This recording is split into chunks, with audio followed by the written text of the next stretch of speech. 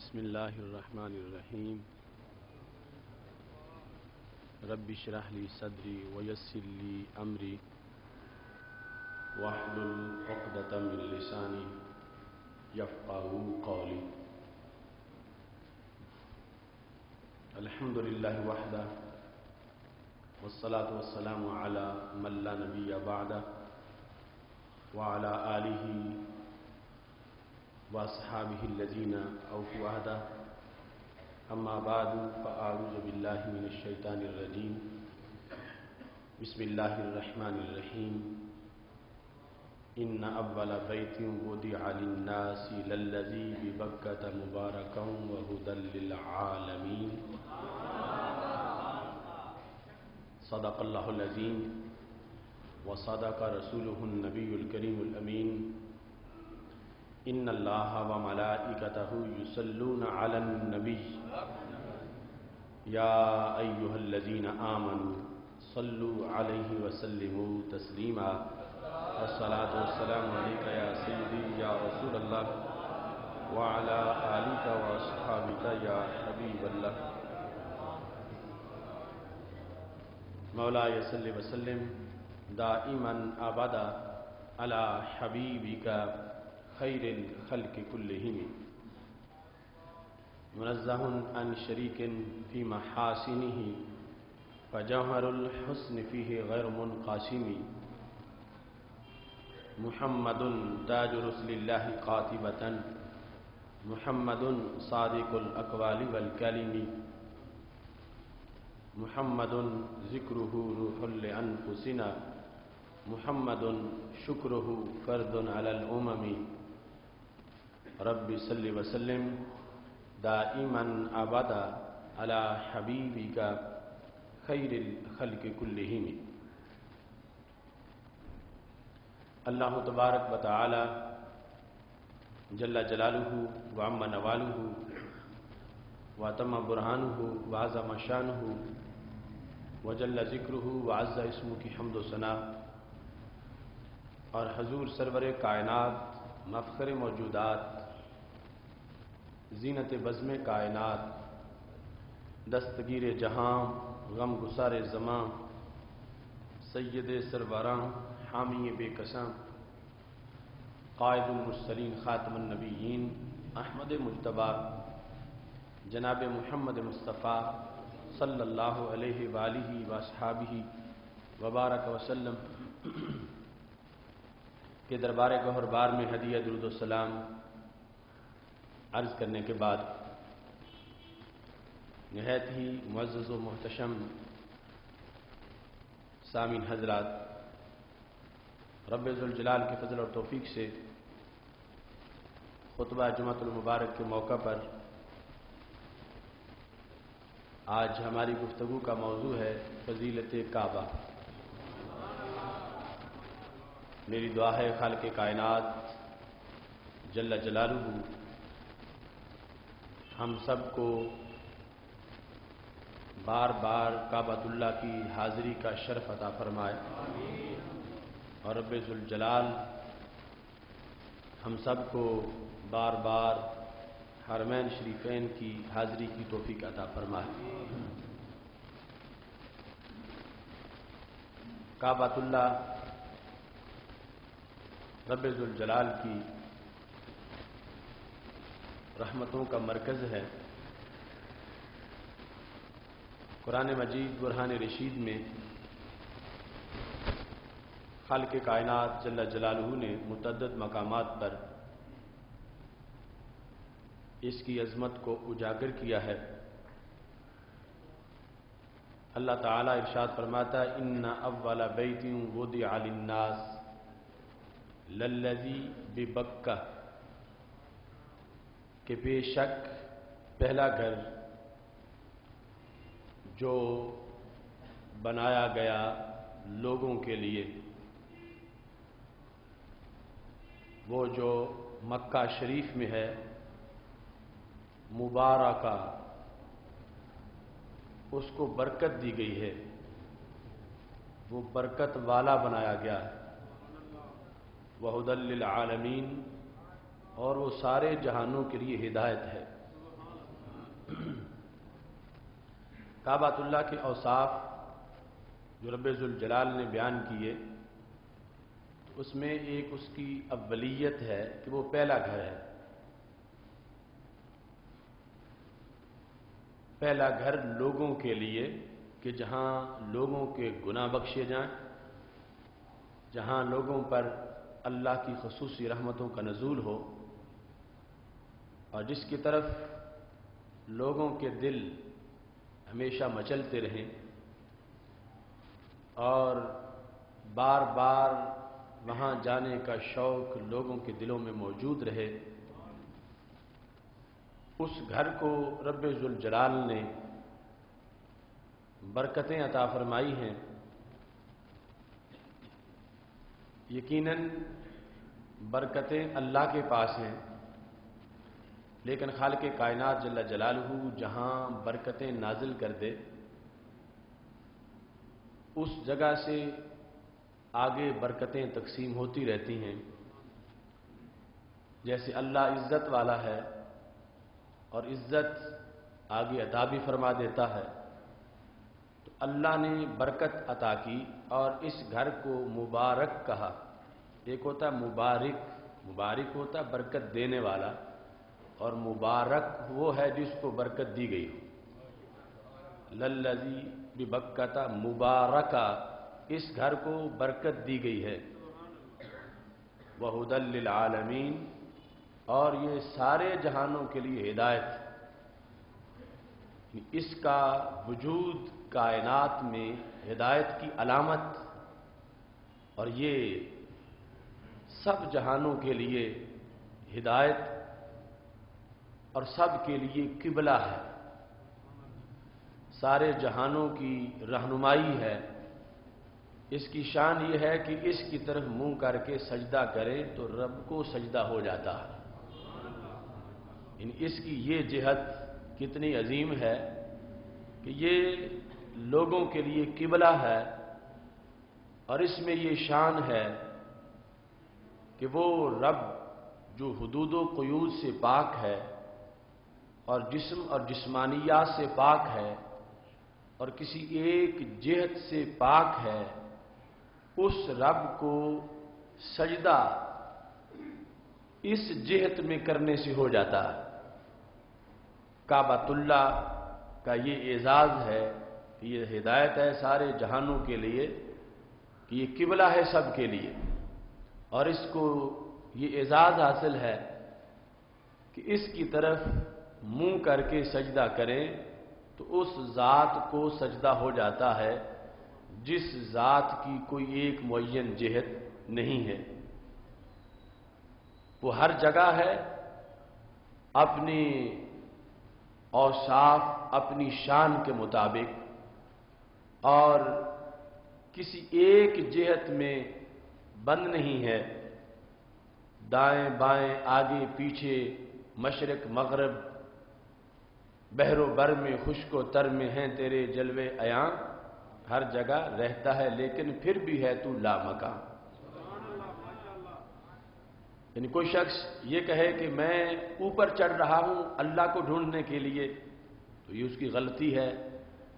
وہ تو شارق سے بھی قریب ہے. کوئی مشرق و مغرب شمال و جنوب کا سفر کرے کہ میں اللہ کی طرف جا رہا ہوں، تو اللہ جہت سے پاک ہے.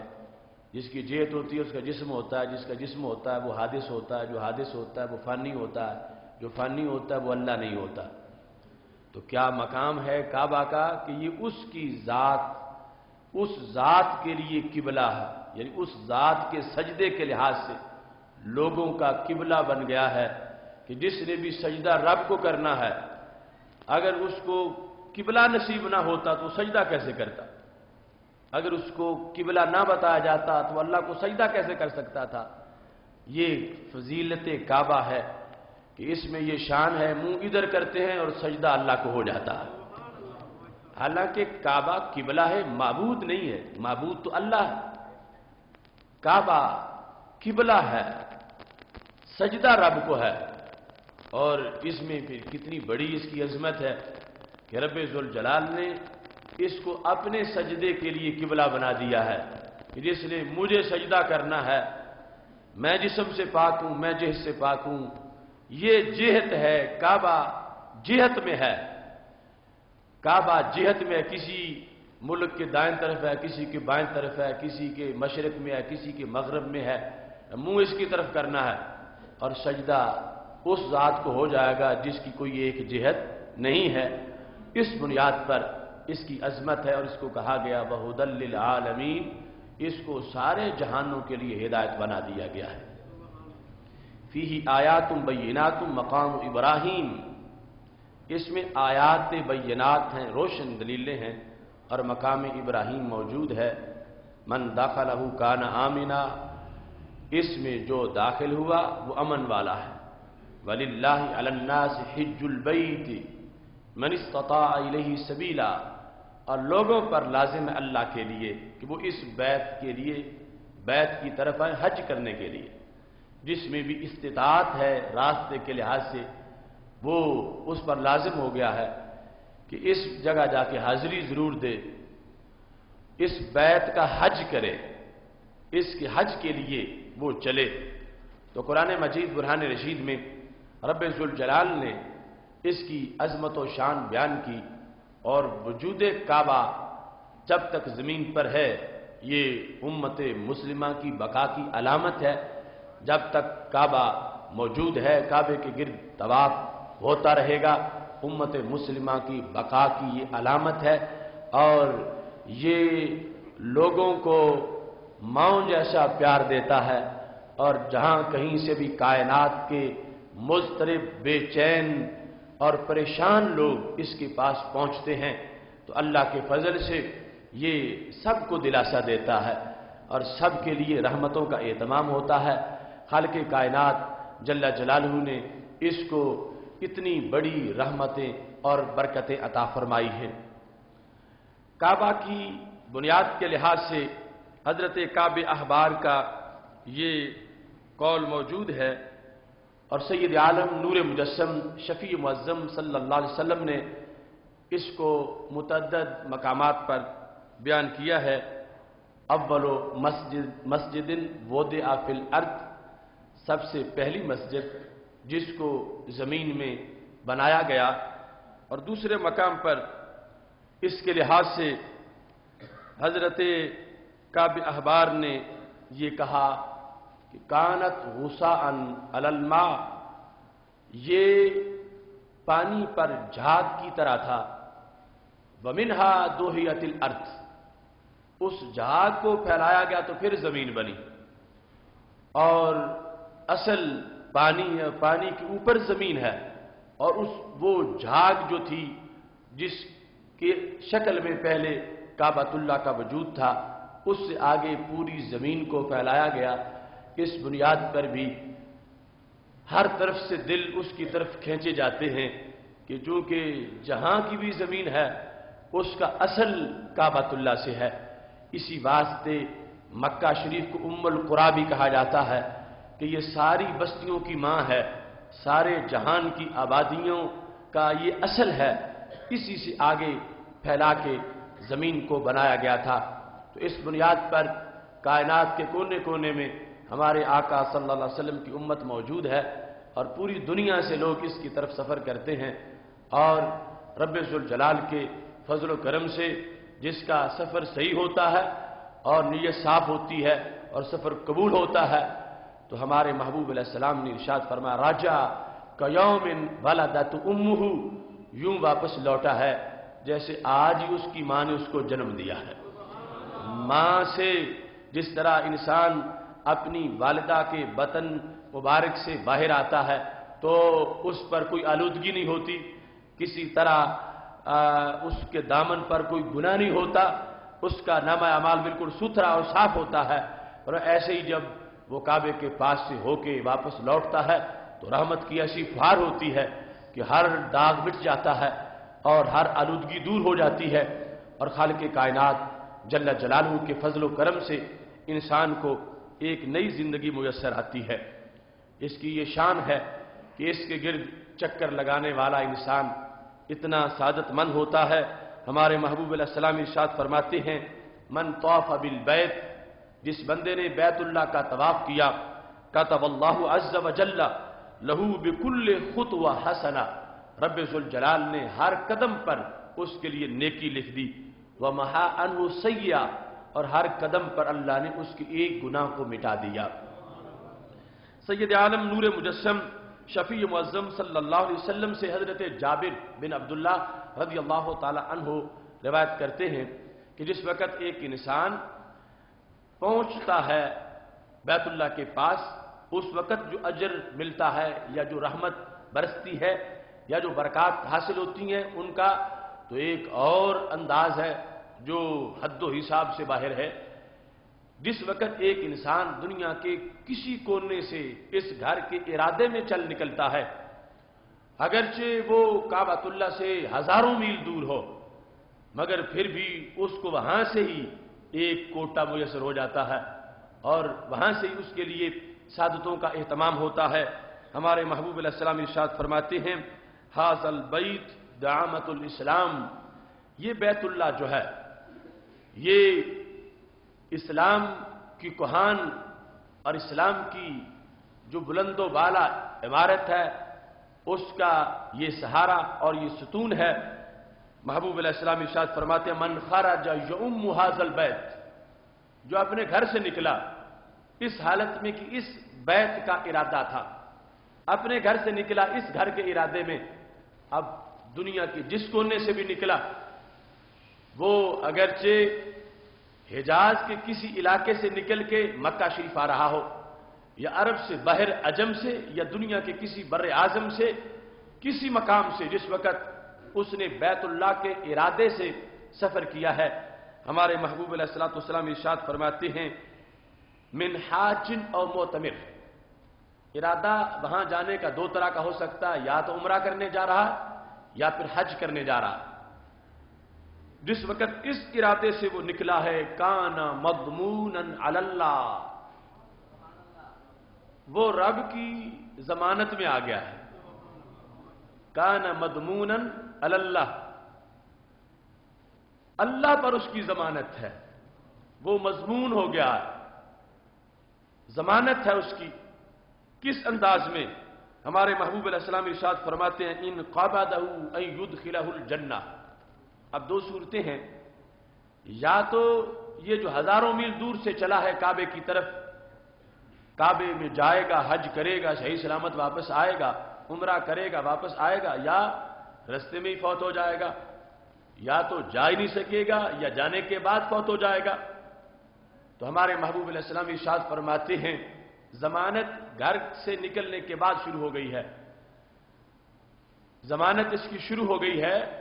اگر رستے میں ہی اس کا وصال ہو گیا، اللہ نے اس کی روح کو قبض کر لیا، اگرچہ ابھی پہنچا نہیں تھا، یا حج کر چکا تھا، عمرہ کر چکا تھا اور واپس نہیں پہنچا تھا اور اس کا وصال ہو گیا، تو اللہ نے کیا ضمانت دی ہے؟ ہمارے نبی علیہ السلام ارشاد فرماتے ہیں ان یدخلہ الجنہ، کہ رب اس کو جنت میں داخل کرے گا۔ ارادے سے ہی جنت مل گئی ہے اگر رستے میں فوت ہو گیا، اگرچہ حج عمرہ نہیں کر سکا، راستے میں ہی تھا اور فوت ہو گیا۔ اتنی کشش ہے اس کے اندر، ایسی جاذبیت ہے کہ دور سے بھی جو آ رہا تھا اس نے اس کے گناہ بھی جذب کر لیے ہیں، اس کو بھی ستھرا کر دیا ہے، اس کو بھی پاک کر دیا ہے کہ موت نے آگے نہیں آنے دیا، لیکن اس کی رحمت یہاں تک پہنچائی ہے۔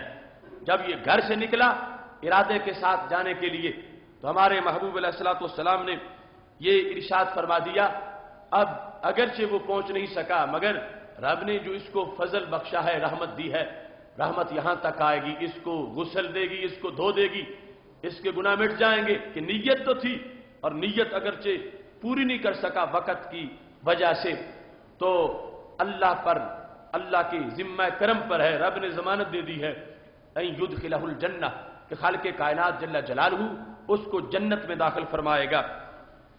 وَإِن رَدَّهُ أَن يَرُدَّهُ بِأَجْرٍ وَغَنِیمَةٍ، اور اگر رب نے واپس لوٹایا، اس نے ارادہ کیا، یہ مکہ شریف پہنچا، حج کیا، عمرہ کیا، اور عمرہ حج کرنے کے بعد یہ واپس لوٹ آیا، تو ہمارے محبوب علیہ السلام ارشاد فرماتے ہیں اب کیا ہوگا؟ یہ بھی ضمانت ہے کہ خالق کائنات جل جلالہ اس کو اجر اور غنیمت دے کے واپس لوٹائے گا. اجر اور غنیمت دونوں چیزیں اس کو ملیں گی، اجر بھی اور غنیمت بھی. اس میں یہ چیز بھی ذہن میں رکھنی چاہیے. دوسرے مقام پر ہے ہمارے محبوب علیہ السلام ارشاد فرماتے ہیں کہ جس بندے نے حج کیا اس کے گناہ جھڑے، نیکی کا بینک بیلنس بھرا، اور ساتھ یہ بھی فرمایا کہ رب ذوالجلال حاجی کے رزق میں بھی برکت ڈال دیتا. وہ بھوکا نہیں ہوتا، اس کے معیشت کے لحاظ سے بھی اس کے رزق میں بھی برکتیں ملتی ہیں. فرمایا اجر اور غنیمت کے ساتھ وہ واپس لوٹتا ہے. اور دوسرے مقام پر سید عالم نور مجسم شفیع معظم صلی اللہ علیہ وسلم نے یہ ارشاد فرمایا ہے، جس وقت اذا خرج المرء یرید الطواف، جس وقت ایک بندہ گھر سے نکلا اور اس کا ارادہ کیا ہے؟ طواف کرنے کا، طواف بالبیت، طواف کا ارادہ ہے. اب اس حکم میں یہ بھی ہے کہ کوئی مکی ہے وہ صرف طواف کے لیے جا رہا، یا کوئی یہاں سے وہاں گیا ہوا ہے اور صرف اس وقت طواف کرنا چاہتا ہے، وہ پورا عمرہ بھی نہیں کرنا چاہتا. اور یہاں سے جانے والا جو عمرہ اور حج کی نیت میں یقیناً وہ تو طواف کرے گا ہی. تو جو گھر سے نکلا ارادہ اس کا کیا ہے کہ وہ بیت اللہ کا طواف کرنا چاہتا ہے، تو اس کی صورتحال کیا بنے گی؟ نگاہ نبوت سے دیکھ کر رسول اللہ صلی اللہ علیہ وسلم نے ہمیں متوجہ کیا. فرمایا اقبال یخوض فی الرحمت، وہ رب کی رحمت میں غوطہ لگانے کے لیے جا رہا. جو ہوٹل میں ٹھہرا ہے اور چلا ہے کہ چلو فارغ ہوں میں جا کے طواف ہی کراؤں، جو یہاں سے نکلا ہے حج و عمرہ کے لیے، فرمایا اس کا جانا یوں ہے جیسے رحمت کا سمندر ہو اور یہ اس میں ڈبکی لگانے جا رہا. یہ فضیلت کعبہ ہے جو اس کے ارد گرد رحمتوں کا سمندر ہے جو ٹھاٹھے مار رہا ہے، اور لوگ داخل ہوتے ہیں. آپ منظر کبھی دیکھیں کہ حج کے موقع پر بالخصوص ٹولیوں کی ٹولیاں ایک طرف سے باب عمرہ سے داخل ہو رہی ہیں اور دوسری طرف سے لوگ فارغ ہو کے نکلتے بھی جا رہے ہیں. یعنی وہ سمندر ٹھاٹھے مار رہا ہے اور گناہگار داخل ہو رہے ہیں، دھل دھل کے باہر نکلتے جا رہے ہیں. تو محبوب علیہ الصلوۃ والسلام ارشاد فرماتے ہیں یہ جو جا رہا ہے ادھر، یہ کیا کرنے جا رہا ہے؟ فرمایا یہ رحمت کے سمندر میں ڈبکی لگانے جا رہا ہے، وہاں پر یہ ڈبکی لگائے گا. فَإِذَا دَخَلَهُ غَمَرَتْ ہو، اور جب داخل ہو گیا کعبے کے پاس طواف کی جگہ میں، غمرت ہو تو رحمت نے اس کو ڈھانپ لیا، رحمت نے اس کو اپنی لپیٹ میں لے لیا. وہ رحمت کے بھنور میں ہے، آگے پیچھے ہر طرف اس کی رحمت ہے. اور یہ اعزاز ہے اللہ کی اس گھر کا کہ یہاں کوئی قطرہ، کوئی فہار ہلکی رحمت کی نہیں، رحمت اس انداز میں ہے کہ جو بھی جاتا ہے اس کو اچھی طرح ڈھانپ لیتی ہے، اور اس کے بدن کا کوئی عضو بھی رحمت سے باہر نہیں رہتا. وہ ڈوب گیا ہے رحمت میں، رحمت نے اس کو ڈھانپ لیا ہے، اور رحمت ہی رحمت اس کے لیے ہر طرف موجود ہے. پاک محبوب علیہ الصلوۃ والسلام ارشاد فرماتے ہیں ثم لا يرفع قدما ولا يدع قدما، پھر جتنے قدم رکھتا ہے اٹھاتا ہے، گھر سے چلا یہاں سے یا وہاں سے، تو یہ رحمت میں ڈوبنے کے لیے جا رہا ہے. جب وہاں خانہ کعبہ کی پاس جو مسجد حرام کی حدود ہے داخل ہو گیا، اب رحمت نے اس کو ڈھانپ لیا ہے. اب جس وقت اس نے کعبے کے گرد طواف کرنا شروع کیا اور چکر لگاتا ہے تو ہر قدم پر کیا ہوتا ہے؟ ہمارے محبوب علیہ السلام ارشاد فرماتے الا كتب الله له عز وجل بكل قدم 500 حسنہ، یہ جتنی مرتبہ قدم رکھتا ہے، قدم اٹھاتا ہے، رب ذوالجلال ہر قدم پر 500 نیکی عطا فرماتا ہے. پہلی حدیث میں ایک نیکی کا ذکر تھا، اور اس حدیث شریف میں 500 حسنہ، 500 نیکیاں عطا فرماتا ہے. وحط عنہ 500 سیئہ، اور 500 گناہ بھی معاف کرتا ہے. ہر قدم پر 500 نیکی بھی عطا فرماتا ہے اور ہر قدم پر 500 گناہ بھی معاف کر دیتا ہے. اور جس وقت اب ایک طواف میں کتنے قدم اس کو اٹھانے پڑیں گے. اور دیکھو ہر لحاظ سے ہی بھلا ہے، فائدہ ہے. جب رش نہ ہو چکر چھوٹا بنے گا، کعبے کی دیوار کے قریب سے گزریں گے تو اس میں بھی برکت ہے، جتنا قرب ملے گا. لیکن اگر رش ہو اور دور سے گزرنا پڑ رہا ہو تو پھر بھی کسی کو پریشان نہیں ہونا چاہیے کہ اب قدم زیادہ بنیں گے، اور قدم زیادہ بنیں گے تو کوٹا بہت بڑا، ہر قدم پر 500 نیکیاں ملنی، ہر قدم پر 500 گناہ اس کے معاف ہونے ہیں. تو یہ نہ کرے کہ رش بڑا ہے، مصیبت ہے، اب بڑی دور سے مجھے چکر لگانا پڑ رہا ہے. تو اللہ کے فضل سے اس کے لیے اس میں بھی سعادت ہے اور اس کے اندر بھی برکت موجود ہے. اور اس کے ساتھ ساتھ کیا ہوتا ہے، ہمارے محبوب علیہ الصلوۃ والسلام ارشاد فرماتے ہیں وَرُفِعَتْ لَهُ 500 درجہ، اور ہر قدم پر اللہ 500 درجے بھی بلند فرما دیتا ہے. تو 1500 فوائد ہر قدم پر، 500 حسنات نیکیاں مل جائیں، 500 گناہ معاف ہو جائیں، اور 500 درجات جو ہیں وہ بلند ہو جائیں. یہ جو شخص بیت اللہ کے گرد گھوما ہے، اس سے پتا چلا کہ عام گھروں میں اور اس گھر میں فرق کتنا ہے، کتنی رحمت اور اللہ کا فضل ہے کہ وہاں پر چکر لگانے میں صرف، اس کے علاوہ جو ورد وظیفہ ہے وہ علیحدہ ہے، صرف اس کے گرد گھومنا، اس کے گرد چلنا، اس کے گرد جو شرائط ہیں ان کے مطابق جو چکر لگا رہا ہے، قدم اٹھا رہا ہے، اس کے لیے سید عالم نور مجسم شفیع معظم صلی اللہ علیہ وسلم نے یہ اعلان کیا ہے. فرمایا فَإِذَا فَرَغَ مِن طَوَافِهِ، جب طواف کر کے فارغ ہو گیا تو اب کیا کرے گا، مقام ابراہیم پر وہ نفل پڑے گا.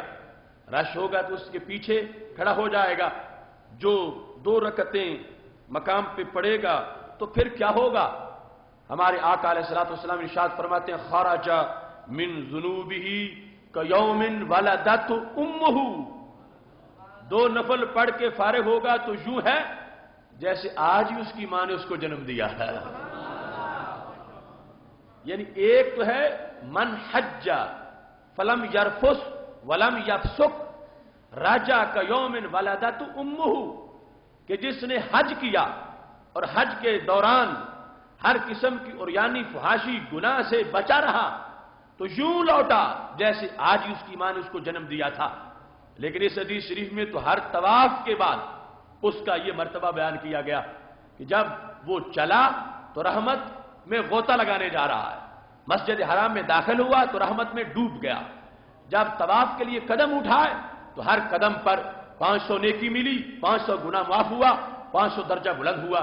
جب طواف ختم ہوا اور اس نے مقام ابراہیم پر جس وقت 2 نفل ادا کیے، ہمارے محبوب حضرت محمد مصطفیٰ صلی اللہ علیہ وسلم ارشاد فرماتے ہیں اب وہ گناہوں سے یوں ستھرا ہو گیا ہے، یوں صاف ہو گیا ہے. محبوب علیہ السلام ارشاد فرماتے ہیں کہ یوم ولدت امہ، اس دن کی طرح کہ جب یہ پیدا ہوا تھا اس وقت نہ کوئی صغیرہ گناہ ذمہ تھا اور نہ ہی کوئی کبیرہ تھا، اس وقت بالکل ستھرا تھا. اور آج اس کو یہ فضیلت مل رہی ہے، رب ذوالجلال کی رحمتوں کا اس پہ نزول ہو رہا ہے. اور اس کے ساتھ کیا ہوتا ہے، کتب لہ اجر عتق 10 رقاب، اس کو 10 غلام آزاد کرنے کا ثواب بھی مل جائے گا. جب 2 نفل مکمل ہوں گے تو 10 غلاموں کو آزاد کرنے کا ثواب مل جائے گا.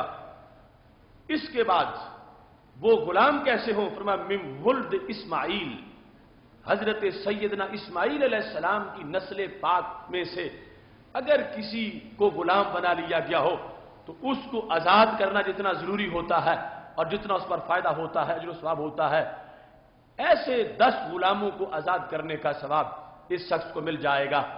اور ساتھ ہی میرے محبوب علیہ السلام ارشاد فرماتے ہیں وَاسْتَقْبَلَهُ ملک، پھر ایک فرشتہ اس کا استقبال کرتا ہے. یہ ساری غیب کی باتیں ہیں. جیسے ہمارے محبوب علیہ السلام نے فرمایا جب قدر کی رات ہوتی ہے تو جبریل فرشتوں کا جلوس لے کے زمین پہ آتے ہیں، اور جو رب کا ذکر کر رہا ہو جبریل اس سے مصافحہ کرتے ہیں، جو نفل پڑھ رہا ہو لیلۃ القدر کو ذکر میں مصروف ہو اب ہمیں تو جبریل نظر نہیں آتے اور نہ یہ پتہ چلتا ہے کہ جبریل نے ہاتھ پکڑا ہوا ہے، مصافحہ ہو رہا ہے، لیکن ایمان بالغیب ہمیں حاصل ہے تو ہمیں یقین ہے کہ واقعی جبریل آتے ہیں۔ اور محبوب علیہ السلام ارشاد فرماتے ہیں میں علامت بتاؤں جبریل جس سے مصافحہ کریں وہ کیسا ہوتا ہے؟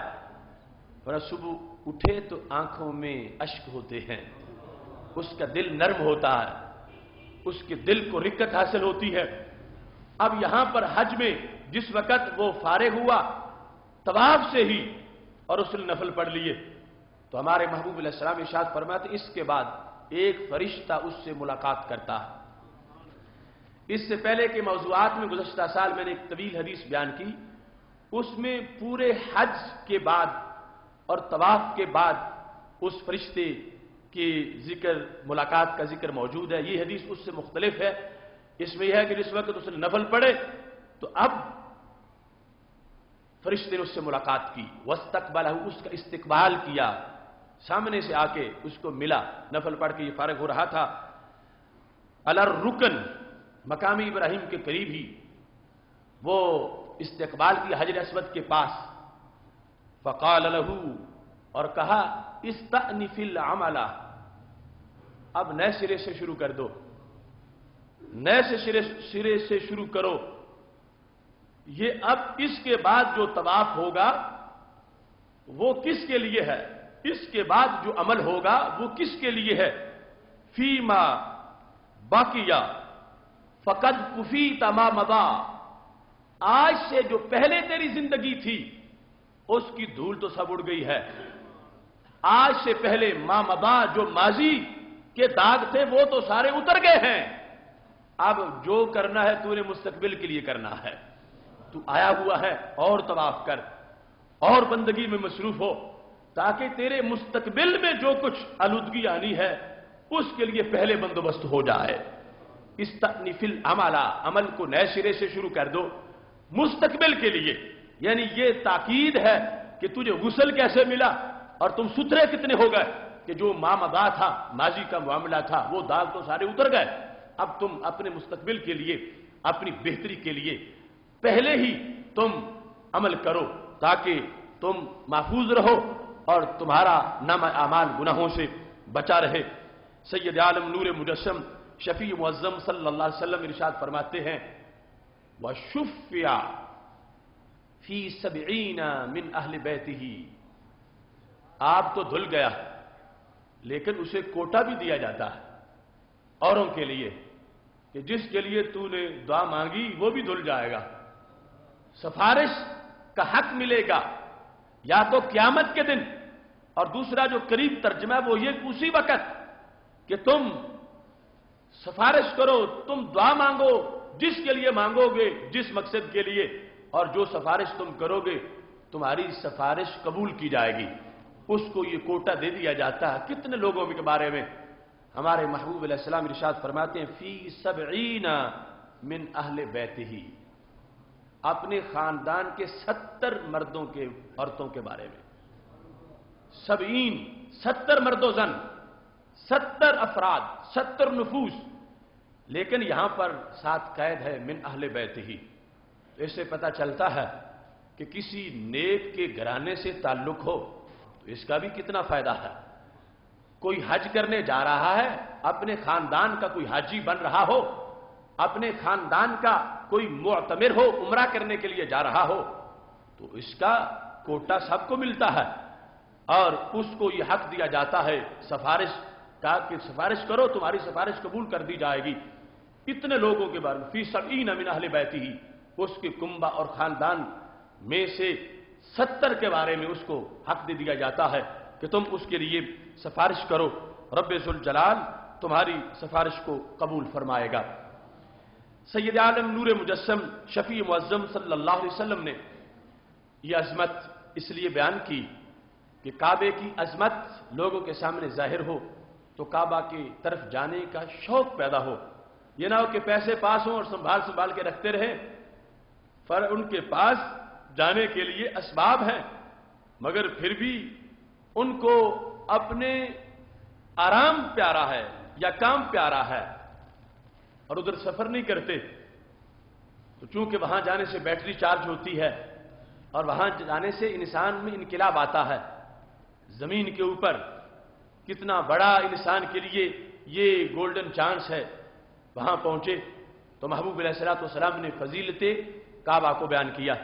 کیونکہ آج بھی ہمارے ماحول میں اکثر تو یہ ظاہر ہے کہ دلوں میں بڑا جذبہ، بڑا شوق، جن لوگوں کے حالات اجازت نہیں دیتے، تڑپ ان کو بھی ہوتی ہے کہ کب میرے پاس پیسے ہوں تو میں جاؤں اور کعبہ بھی دیکھوں، در محبوب صلی اللہ علیہ وسلم پہ بھی حاضری دوں.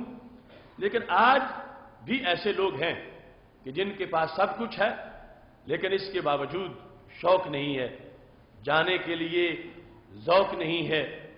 اور گزشتہ سال میں نے ایسی صورتحال بھی دیکھی. لاہور حاجی کیمپ سے اس وقت ہماری بورڈنگ ہو چکی تھی اور اس کے بعد جہاز میں بیٹھنا تھا تو ایک نوجوان اپنے باپ سے اپنا بورڈنگ کارڈ لے کے پھاڑ رہا تھا اور کہتا تھا تم مجھے زبردستی کیوں لے جا رہے ہو، میں نہیں جانا چاہتا. یعنی پولیس والوں نے اس کو پکڑا ہوا تھا، وہ شور مچا رہا تھا اور کہہ رہا تھا کہ مجھ پہ ظلم کر رہے ہیں، یہ مجھے میری مرضی کے خلاف لے جا رہے ہیں، میں نہیں جانا چاہتا، میں نہیں جانا چاہتا. اور اس نے وہ اپنا بورڈنگ کارڈ پھاڑ دیا. اس کے بعد اس کو سمجھا کے زبردستی جہاز میں بٹھایا گیا.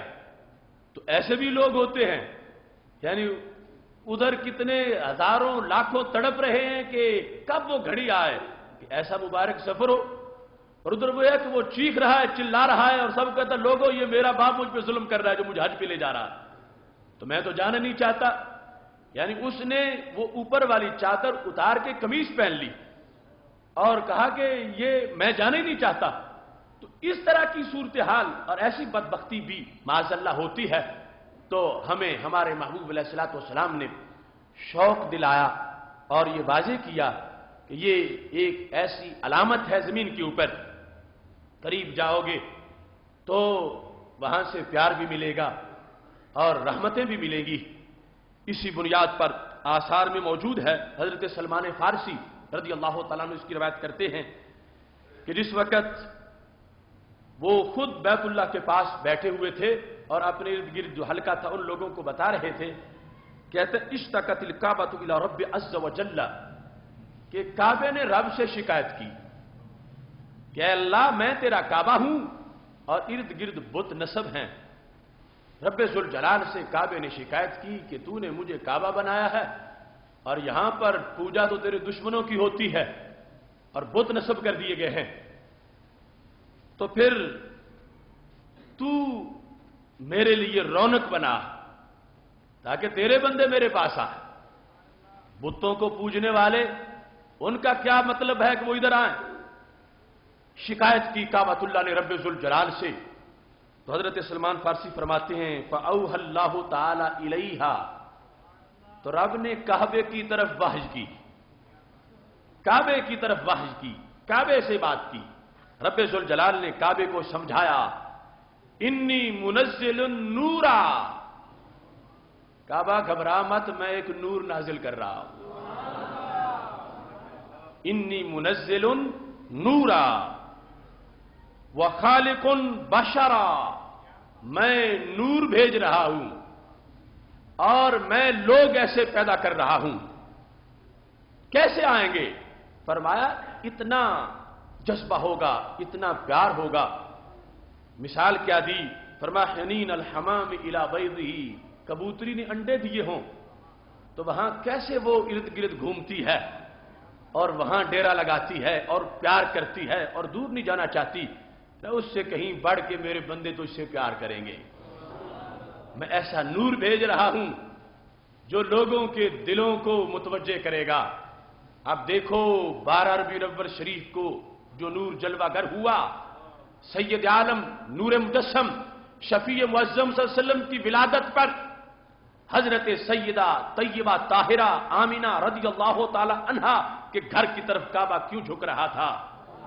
کہ وہ نور آ گیا ہے کہ جو اب میرے گرد ہجوم ہی رکھے گا، رش رہے گا ہر وقت میرے پاس. دور دور سے لوگ آئیں گے، بت ٹوٹ جائیں گے، رب کے بندے آئیں گے، مجھ سے پیار کریں گے، میرے دروازے سے چمٹیں گے، دعائیں مانگیں گے، آنسو بہائیں گے تو خالق کائنات جل جلالہ نے جو نور بھیجا تو اس کی چمک آج بھی سینوں میں ہے. کتنا کعبے کا شوق، کعبے کی دید کا جذبہ، اور کس انداز میں ہر سال میں اتنے نئے لوگ پھر حج کے لیے تیار ہو جاتے ہیں. لاکھوں لوگ اپنے گھر چھوڑتے ہیں، کاروبار چھوڑتے ہیں، اور محبت کعبہ میں اور محبوب علیہ الصلوۃ والسلام کی دہلیز پر حاضری دینے کے لیے وہ تیار ہوتے ہیں. اس بنیاد پر یہ سید عالم نور مجسم شفیع معظم صلی اللہ علیہ وسلم کے نور کا حصہ کعبے کو بھی ملا. اور کعبے کی جو تنہائی تھی اور کعبے کی جو شکایت تھی کہ اے اللہ میں تیرا ہوں اور ادھر نصب بت ہیں اور بتوں کے پجاری یہاں آتے ہیں، تو خالق کائنات جل جلالہ نے کعبے کی تطہیر کا اہتمام کیا. سید عالم نور مجسم شفیع معظم صلی اللہ علیہ وسلم کی جلوہ گری تمام انبیاء کرام علیہم السلام کے آخر میں ہوئی، اور پھر یوں ہوئی کہ جس کے بعد ہمیشہ کعبہ آباد یوں ہوا کہ کبھی دیکھو کسی وقت بھی وہاں پر خالی نہیں مطاف طواف ہو رہا ہے، اور حجر اسود کو چومنے کے لیے جو رش ہے اس کا منظر، اور ہر وقت وہاں پر جو انسانی دل ان کو دھویا جا رہا ہے، اور جو لوگ آنسو بہا رہے ہیں، اور ہر بولی اور ہر زبان ہر رنگ نسل کے لوگ جو کلمہ اسلام کی لڑی میں پروئے ہوئے ہیں وہاں پہنچ رہے ہیں، اور وہ نور چمک رہا ہے. اور دور دور تک آج بھی رب ذوالجلال کے فضل و کرم سے دلوں کو سکون ملتا ہے، دلوں کو سہارا ملتا ہے. سید عالم نور مجسم شفیع معظم صلی اللہ علیہ وسلم نے فرمایا ملتزم کے ساتھ چمٹ جاؤ. وہ جو حجر اسود اور دروازے کے درمیان کی جگہ ہے، اب وہاں پر بظاہر پتھر ہیں، بے جان ہیں، لیکن ان پر رحمت کا نزول کیسا ہے. کبھی تم نے چمٹ کے دیکھا ہو، تجربہ کار کیا ہو تو پتہ چلے گا کہ واقعی طبیب قلوب اور حبیب قلوب صلی اللہ علیہ وسلم نے کیسا نسخہ بتایا ہے پتھر، مگر اس کے ساتھ دھڑکنے والا دل جب لگتا ہے تو اس دل کو واقعی محسوس ہوتا ہے کہ مجھے سکون پہنچا ہے، میرا دکھ ہلکا ہوا ہے، میرا غم غلط ہوا ہے، مجھے راحت ملی ہے. اور پھر جس وقت میزاب رحمت کے نیچے حتیم میں انسان پہنچتا ہے، نفل پڑھتا ہے، اور پھر حتیم کے نیچے ہو کر جس وقت رب ذوالجلال کا فضل مانگتا ہے اور جو رحمت برس رہی ہوتی ہے انسان کو محسوس ہوتا ہے، اور اسے واقعی اس کا اندر بولتا ہے کہ خالق کائنات جل جلالہ نے اس مقام کو کتنی عظمت دی ہے اور کتنا مقام دیا ہے. یہ ظاہر ہے اور اس حقیقت کو سمجھنا بھی چاہیے کہ حقیقت کعبہ کچھ اور چیز ہے. ان پتھروں کا نام حقیقت کعبہ نہیں، پہلے اور پتھر تھے، کئی بار تعبیر ہوئی، پتھر بدلتے رہے، اور پتھر یہ حقیقت کعبہ نہیں. یہ جگہ جو ہے، جب بلڈنگ نہیں تھی کعبے کی، کعبہ تو پھر بھی کعبہ تھا، قبلہ پھر بھی قبلہ تھا، رحمتوں کا نزول اس وقت بھی ہو رہا تھا. ہاں یہ پتھر عام پتھروں جیسے نہیں ہیں، اس واسطے کی اتنی رحمت برستی ہے وہاں پہ، رحمت برستی ہے، اور وہ ہر وقت اس میں نہاتے ہیں، اور ہر وقت وہاں پر رحمتوں کا نزول ہوتا ہے. اس واسطے کوئی یہ بھی نہ کہے کہ پتھر ہی ہیں ان کو ہاتھ کیا لگانا ہے، اور پتھر ہی ہیں ان کو چومنا کیا ہے، اور پتھر ہی ہیں یہ دے کیا سکتے ہیں. اگر ان پتھروں میں کچھ نہ ہوتا تو محبوب علیہ الصلوۃ والسلام کعبے کے اندر جب داخل ہوئے تھے، یہ تو میں پہلے بتا چکا کہ حقیقت کعبہ پتھر نہیں ہے، لیکن محبوب علیہ الصلوۃ والسلام نے اپنا رخسار کعبے کی دیوار پہ رکھا. اور یہ ہمارا عقیدہ ہے وہ کچھ لینے کے لیے نہیں دینے کے لیے رکھ رہے تھے. لیکن یہ تو بتایا کہ قیامت تک اگر کوئی یوں پیاسا آ کے رکھے تو اس پر بدعت کے فتوے نہ لگا جائیں، اس کو یہ نہ کہا جائے حرام حرام حرام، کیونکہ جب رسول اللہ صلی اللہ علیہ وسلم نے خود اپنا رخسار مبارک رکھا ہے، اور سید عالم نور مجسم شفیع معظم صلی اللہ علیہ وسلم نے کعبہ کے مختلف جو اندر کونے ہیں وہاں دعائیں بھی فرمائی ہیں، تو اس بنیاد پر ان پتھروں پر رحمت کی جو کا نزول ہے، اس وجہ سے عام پتھروں کے مقابلے میں ان کی ایک عظمت ہے. مگر اس کو کوئی حقیقت کعبہ نہ سمجھے. حقیقت کعبہ وہ ہے جو عقل سے برا ہے، کہ جس کے پیش نظر وہ قبلہ ہے. یہ پتھر ہمارا قبلہ نہیں، وہ کعبہ جو حقیقت کعبہ ہے وہ ہمارا قبلہ ہے، اور یہ اس کی علامت ہے کہ اس جگہ وہ حقیقت کعبہ ہے، اس کی طرف دور دراز سے دنیا کے جس کونے سے بھی ہم متوجہ ہوتے ہیں، اور حقیقت کعبہ ایسی ہے کہ ہمارا اس طرف رخ ہوتا ہے، حالانکہ عین کعبہ کی طرف تو ہم منہ یہاں کھڑے ہو کے کر ہی نہیں سکتے، عین کعبہ تو وہ چند فٹ ہیں، ہم منہ کرتے ہیں جہت کعبہ کی طرف، عین کعبہ کی طرف کریں تو زیادہ سے زیادہ چند سو بندے کر سکے، کروڑوں جو کرتے ہیں تو جہت کعبہ میں کرتے ہیں کہ اس سائیڈ میں کعبہ ہے، اگرچہ ڈائریکٹ جن کے سامنے وہ بلڈنگ آئے وہ تو تھوڑے سے بندے ہیں، باقی سب کے مقابلے میں وہ جہت ہے جس جہت میں کعبہ ہے، تو رب ذوالجلال نے اس کو کتنی عظمت دی ہے کہ اس کی طرف متوجہ کائنات کے کسی کونے میں ہاتھ باندھ کے کھڑے ہیں، اور پھر جب سجدے میں جاتے ہیں اس جہت میں کہ جس جہت میں کعبہ ہے، رب ذوالجلال ان کے سجدے کو قبول فرما لیتا ہے۔ کعبۃ اللہ اپنی ان عظمتوں سے لوگوں کو حصہ دیتا ہے، لوگوں کو نوازتا ہے، چونکہ جو وہاں جاتے ہیں ان کو ضیوف الرحمن کہا جاتا ہے، رب کے مہمان، اور یہاں تک فرمایا گیا جو حجر اسود کو چوم رہا ہو یہ کون ہے؟ ہمارے نبی علیہ السلام فرماتے ہیں یصافح الرحمن، یہ رب سے مصافحہ کر رہا ہے، رب سے مصافحہ کر رہا ہے پتھر کے پاس کھڑا مگر مصافحہ رب سے کر رہا ہے۔ اور یہی ہے کہ انسان اپنی عقل قربان کر دے شریعت کے سامنے، اور جو آج بھی عقل کی مانے، تو ہم نے ایسے لوگوں کو بھی سنا وہ کہتے ہیں اسلام نے بت پرستی چھڑائی تھی اور پھر پتھروں کے پیچھے ہی لگا دیا، پتھروں سے ہٹا کے پتھروں کے پیچھے ہی لگا دیا، وہ بتوں کے جو پتھر تھے وہاں سے ہٹایا ہے اور پھر حجر اسود کا شوق پیدا کر دیا ہے، اور کعبے کے گرد چکر لگانا، پتھروں کے گرد گھومنا۔ تو ہم کہتے ہیں عقل قرباں کن بپیش مصطفیٰ صلی اللہ علیہ وسلم۔ حضرت عمر رضی اللہ تعالی عنہ نے کہا تھا تو پتھر ہے، تو نفع نہیں دیتا، نقصان نہیں دیتا، اے حجر اسود اگر میں نبی علیہ السلام کو تجھے چومتے نہ دیکھتا تو میں کبھی بھی نہ چومتا، اب عمر مجبور ہے، میں چوموں گا تجھے اجر سمجھ کے، چونکہ تجھے نبی علیہ السلام نے چوما ہے، اور جب سرکار نے چوما ہے تو بت پرستی کے وام ختم ہو گئے۔ اب پتھر چومنے والوں کو یہ نہیں کہے گا وثنیت ان میں داخل ہے، اصنام والا جذبہ ہے، وہ پرانی باتیں آ گئی ہیں، نہیں کہا چونکہ میرے نبی علیہ السلام نے تجھے چوما ہے تو اس لیے میں تجھے چوموں گا، اس واسطے کہ سرکار دو عالم صلی اللہ علیہ وسلم کی جب سنت سامنے آ گئی ہے، اب لاکھ کو تانا دے کہ پتھر چھوڑ کے پھر پتھروں کے پیچھے پڑ گئے ہو، ہم کہیں گے کہ چونکہ محبوب نے چوما ہے اب یہاں پر بت پرستی کا کوئی وام نہیں ہے، یہ شریعت ہے، اب اس کو چومنا بت پرستی نہیں رب سے مصافحہ کرنا ہے۔ حضرت عمر رضی اللہ تعالی عنہ نے بھی کمال کیا، اپنا ذوق تھا، انک حجر لا تنفع ولا تضر لولا انی رأیت رسول اللہ صلی اللہ علیہ وسلم یقبلک ما قبلتک، تو پتھر ہے، نہ نفع دیتا نہ نقصان دیتا ہے، اگر میں نبی علیہ السلام کو تجھے چومتے نہ دیکھتا میں کبھی بھی تجھے بوسہ نہ دیتا، کیونکہ سرکار نے چوما ہے تو میری عقل قربان، اب میں آگے کچھ نہیں سوچوں گا، میں نے یہ دیکھا ہے کہ محبوب نے تجھے چوما ہے، اب یہی میری شریعت ہے، میں بھی چوموں گا۔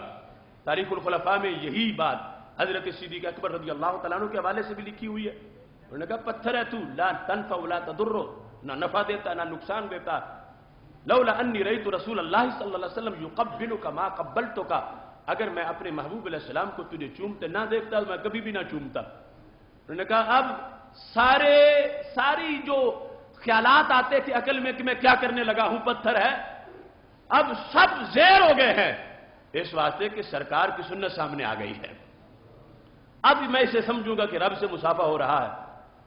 یہ بھی انداز تھا، مگر کمال انداز وہ بھی ہے جب حضرت عمر بار بار کہہ رہے تھے لا تنفع ولا تضر، تو حضرت علی بول پڑے، یا عمر انہ ینفع ویضر، عمر یہ کیوں کہتے ہو کہ نہ تم نفع دیتے ہو نہ تم نقصان دیتے ہو؟ عمر یہ حجر اسود نفع دیتا ہے، فرمایا یہ تو گناہ چوس لیتا ہے، تو گناہ جو چوسے نفع نہیں تو اور کیا ہے؟ حضرت سیدنا علی المرتضی رضی اللہ تعالی عنہ سے یہ مروی ہے، حدیث کے ان کے قول کے یہ الفاظ، فرمایا ٹھیک ہے تم کسی اور جہت سے کہہ رہے ہو، میں بھی جو کہہ رہا ہوں سچ کہہ رہا ہوں، عمر یہ تم بار بار کہتے تو نفع نہیں دیتا، تو نفع نہیں دیتا، اب میں نے سنا ہے نبی علیہ السلام سے یہ نفع دیتا ہے، کیونکہ جو اس کو چومتا ہے یہ اس کے گناہ چوس لیتا ہے۔ فرمایا اس کی زبان بھی ہے، اس کے کان بھی ہیں، قیامت کے دن اس میں فیڈ ہے، جتنے لوگ اس کو چومنے والے ہیں یہ گواہی دے گا، اور تو اور رہا جو قریب ہو کے چوم نہ سکے اور ہاتھ بھی نہ لگا سکے، دور سے اشارہ کرے، اس کی شعائیں پھر بھی گناہ کھینچ لیتی ہیں، یہ فائدہ دینے والا ہے۔ تو اس بنیاد پر یہ اللہ کی رحمتیں، اللہ کا فضل ہے کہ خالق کائنات جل جلالہ نے ہمیں ایسی سعادتیں بخشی ہیں، اور یہ بھی اسلام کا ترا امتیاز ہے۔ اسلام کے دشمن کعبے کے خلاف سوچتے ہیں، اسلام کے دشمن کعبے کے خلاف بھی شرانگیزیاں کر رہے ہیں، اور کعبے کے بارے میں معاذ اللہ مختلف قسم کی سازشیں، ہمارے خلاف جو دشمن ہیں یہودی عیسائی، وہ اس بارے میں سوچتے ہیں کہ یہ بھی مرکز ہے جو لوگوں کی بیٹریاں چارج کرتا ہے، تو اس کے خلاف بھی معاذ اللہ سازشیں ہو رہی ہیں۔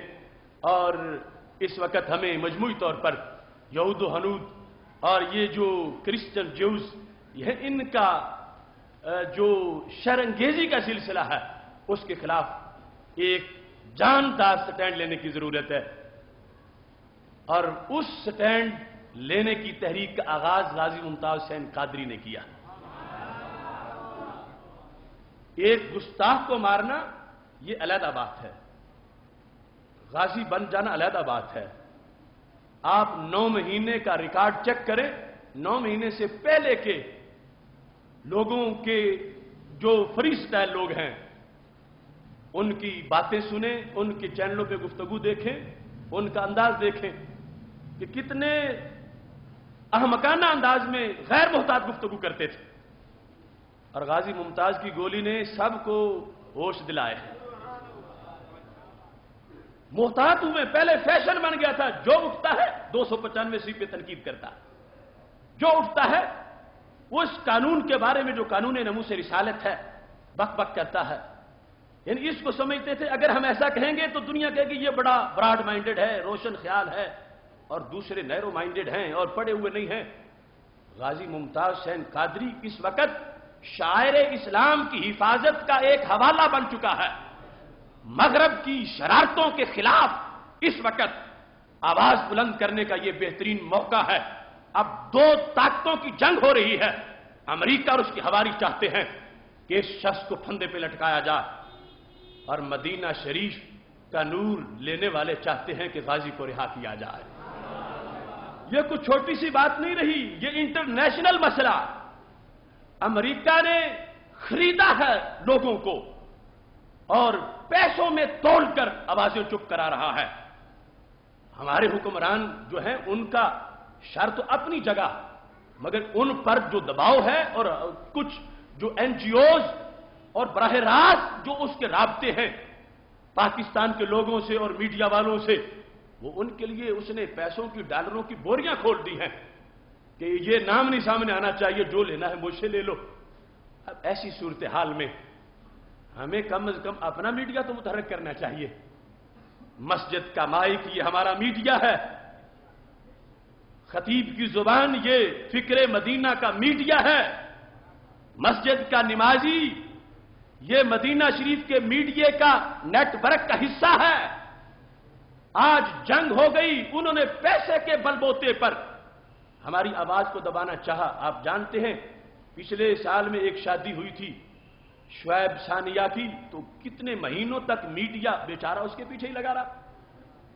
مختارہ مائی جیسی بےہودہ عورت کے لیے میڈیا نے کتنے صفحات اور کتنی سپیس پیدا کی، مگر آج وہی میڈیا، بالخصوص الیکٹرانک میڈیا، وہ ہماری آواز کو دبا رہا ہے۔ دوسری طرف اگر این جی اوز یا بےہودہ چند عورتیں پریس کلب کے سامنے کھڑی ہو جائیں، 10 گنتی میں ہوں یا بہروپی ایسے، تو ان کی کوریج، اور ہم روزانہ ہزاروں کی تعداد میں نکلتے ہیں اور غازی کے بارے میں اپنا جذبہ ظاہر کرتے ہیں، تو یہ جو لوگ یہ آزادی صحافت کے دعوے دار ہیں تو پتا چلا وہ غدار ہیں، خائن ہیں، اس نعرے میں بھی جھوٹے ہیں۔ اگر یہ ہے کہ جو پبلک کی آواز ہو اس کو سامنے آنا چاہیے، تو یہ لوگ جو روزانہ نکلے، جن تو نہیں انسان ہی ہیں، پبلک کی آواز ہے، سب کا جذبہ ہے، سب کے دل میں غازی ہے۔ تو جو آزادی صحافت اور اظہار رائے کی آزادی کا نعرہ لگانے والے لوگ تھے، وہ سامنے آئے کہ وہ اس نعرے میں بھی جھوٹے ہیں۔ اگر آزادی صحافت ہے تو پھر ہمارے لحاظ سے کیوں اتنے بڑے بڑے پروگراموں کو کل کیا جاتا ہے، خبریں ان کو اوپر جو ہے وہ ایک پورا ادارہ بٹھا دیا گیا ہے کہ بالکل ایسی کوئی آواز، کوئی تحریک کی آواز سامنے نہیں آنی چاہیے۔ ایسی صورتحال میں ہمارے لیے ضروری ہے، یہ ہمارا موت حیات کا معاملہ ہے، یہ اسلامی اقدار کی بقا کا معاملہ ہے، یہ شاعر اسلام کی حفاظت کا معاملہ ہے، یہ نام نہاد روشن خیالی کے مقابلے میں فکر مدینہ کا جھنڈا لہرانے کا وقت آیا ہے، یہ مغرب کے چرنوں میں چرنے والے لوگوں کے مقابلے میں قرآن و سنت کی آواز کو بلند کرنے کا مقام آیا ہے۔ اس واسطے غازی ممتاز حسین قادری کا مسئلہ محض ایک انسان کا مسئلہ نہیں، اس وقت دین اسلام کی تعلیمات کو اجاگر کرنے کا مسئلہ ہے۔ ان کی ذات کے لحاظ سے جو ہمارا تقاضا ہے وہ ہم بیان کر چکے ہیں اور اس سے پیچھے ہٹنے والے نہیں ہیں۔ ہم بار بار ریلیوں میں ہر جگہ یہ بتا رہے ہیں، ہر عاشق رسول کا دلدار قادری اب بن گیا ہے عشق کا معیار قادری۔ ان کی ذات کے لحاظ سے جو تقاضا ہے وہ بھی، اور پھر یہ ایک پوری تحریک ہے، مغرب زدہ لوگوں کے خلاف فکر حجاز اجاگر کرنے کا یہ موقع آیا ہے۔ اس واسطے چپ مت سادیں، یہ مسلسل تحریک ہے اور اس کو آگے بڑھانا ہے۔ اللہ کا فضل ہے، ہم نے اینٹوں کے مقابلے میں، گولیوں کے مقابلے میں اور ٹیئر گیس کے گولوں کے مقابلے میں اپنی آواز ان تک پہنچائی ہے، انہیں باور کروایا ہے اور یہ ثابت کیا ہے اس رستے سے ہم بھاگنے والے نہیں، انشاءاللہ قرض اتارنے والے ہیں۔ اب بدھ کے دن لاہور داتا دربار سے ریلی نکلے گی 1 بجے۔ اب پتہ چلتا ہے کہ کون کون عاشق رسول صلی اللہ علیہ وسلم وہاں پہنچتے ہیں۔ ہاتھ اٹھا کے جس نے جانا ہے، لوگوں کی مجبوریاں بھی ہوتی ہیں، لیکن جو سمجھتا ہے کہ یہ سب سے بڑی مجبوری ہے کہ ہمارا غازی بند ہو اور ہم نہ پہنچے، تو ہاتھ اٹھا کے یہ بتاؤ کہ اس ریلی میں اللہ کے فضل سے شرکت کرنی ہے۔ سارے کہو انشاءاللہ۔